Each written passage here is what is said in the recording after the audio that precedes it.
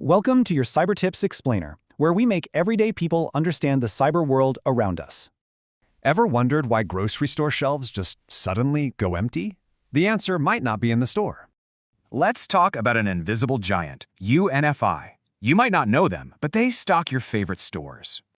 They're North America's biggest food distributor, a massive, critical link for places like Whole Foods and Target.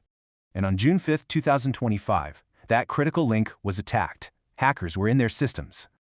So, to contain the threat, they shut everything down. It stopped the hackers, but it also stopped the food. For 21 days, 3 whole weeks, the entire supply chain was just pure chaos. The digital problem caused very real physical consequences. Think wrong shipments, bare shelves, even no bread. And the financial damage? Whoa, it was absolutely staggering. Let's look at the numbers. $400 million. That's the hit their net sales took for the year. Ouch. Then a $60 million blow to their net income. That's a huge hit to their profits.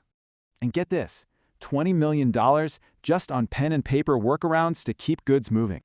So why? Why did a hack on just one company cause so much widespread damage? Here's the key. It all comes down to something called third-party risk. It's the risk you get from your partners.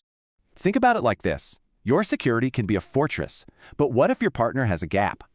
Right. Whole Foods and Target weren't hacked directly. Their supplier was, and they paid the price.